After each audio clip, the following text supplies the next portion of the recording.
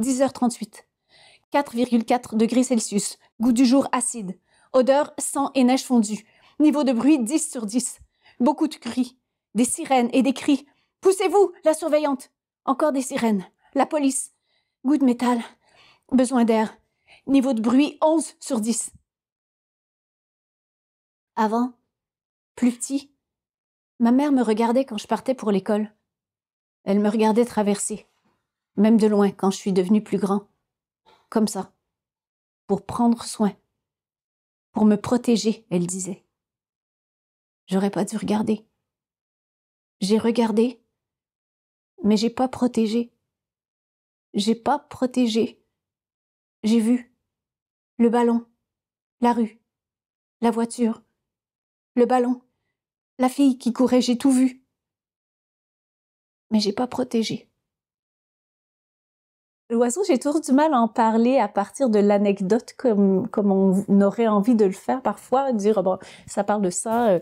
Puis oui, je pourrais dire c'est l'anecdote d'un enfant que son milieu considère comme différent et donc qui entre pas dans la norme et qui subit cette pression et puis à qui ça donne une perspective sur lui-même qui est un peu difficile à vivre.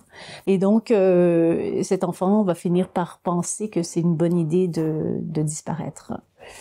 Après, pour moi, oiseau, c'est beaucoup plus une forme, quelque part. Il y a beaucoup d'espaces vides, il y a des listes, et ça compose pour moi une sorte d'étrangeté, même si c'est lisible et compréhensible d'une façon rationnelle, mais il y a quand même une étrangeté puis un décalage qui correspondait pour moi au personnage.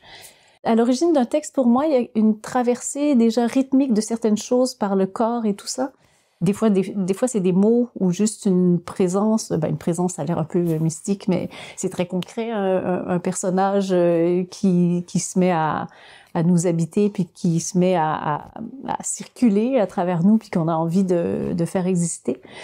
Puis sinon, mais les thématiques, j'ai l'impression qu'on réalise plus on traverse le temps comme auteur que on parle toujours des mêmes choses. En fait, on est toujours en train de circuler autour du même jardin. Et puis que c'est ce que je fais pour Oiseau. Puis c'est toujours avec le recul que je fais « Ah, j'ai encore parlé de ça ».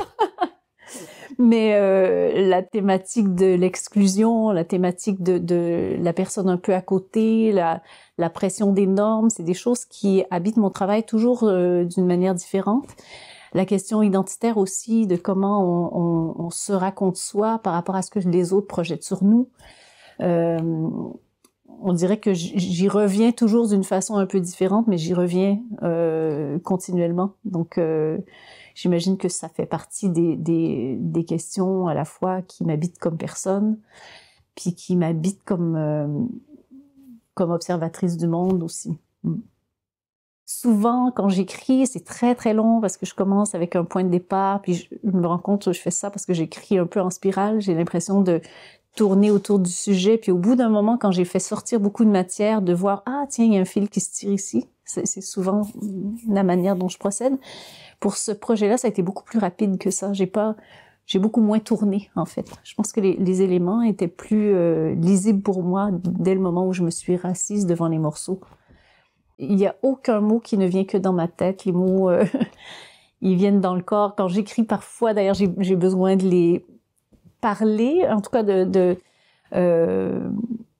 ouais, c'est toujours une traversée du corps quand il est question d'écrire pour le théâtre pour moi. Ça passe par des voix, ça passe par des rythmes, ça passe par ce jeu-là, en fait. Je l'ai jamais concrètement vu comme un texte de jeunesse, alors que des fois, oui, j'ai vraiment plus spécifiquement écrit en me disant ça s'adresse à du jeune public.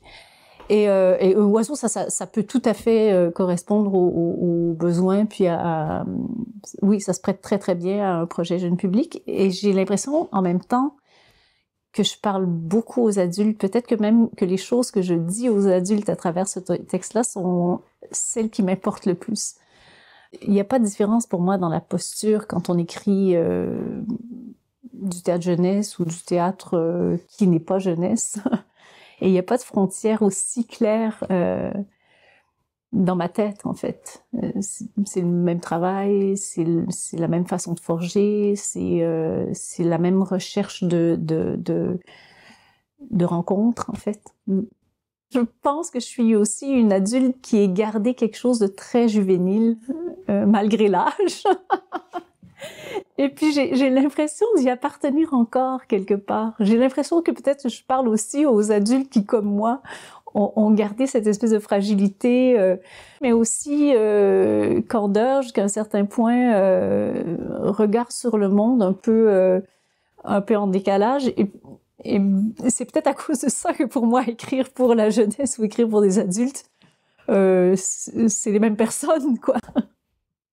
Quand j'étais jeune, mon père, qui est d'origine vietnamienne, écoutait très très souvent à la maison des disques, comment ça s'appelait, La Voix de l'auteur, ou des poètes ou de la lecture de poèmes, parce que c'était sa façon, je pense même, de perfectionner son français. On avait souvent dans l'enfance, dans la maison, comme bande sonore, cette espèce de voix d'une personne qui lit un texte, qui dit un texte. Donc j'ai l'impression qu'en tout cas le rapport au texte dit, ça a été quelque chose qui est arrivé très très tôt. J'imagine qu'il y a une trace de ça dans le désir d'écrire pour le théâtre. Ouais. Il y a souvent des mots que tu n'es pas censé entendre, qui se rendent jusqu'à toi parce que tu fais semblant de dormir. Ils attendent toujours que tu fasses semblant de dormir. Et c'est là qu'arrivent les phrases qui commencent par « tu sais bien qu'il est » ou « tu sais bien que la situation ». Tu es une situation. Une situation qui fait que ton père a besoin d'air. Et tu comprends que personne d'intelligent ne veut être dans une situation où quelqu'un lui vole son air. Parce que c'est la vie. Respirer, c'est la base. Tu le sais parce qu'à l'hôpital, quand tu es né, tu respirais pas. Et il avait fallu te donner une grosse claque sur les fesses pour que tu te réveilles du côté de la respiration. C'est comme ça que ça s'est passé. Ils t'ont donné une claque, bienvenue. On est content que tu sois là. Une très grosse claque. Parce que sinon, t'aurais pu mourir. Tu le sais parce qu'ils te l'ont raconté. Et tu te demandes, qui a donné la claque? Qui a voulu que tu vives au point de te donner cette très grosse claque qui t'a sauvé la vie et qui t'a permis d'étouffer ton père et ta mère? Pour faire quoi?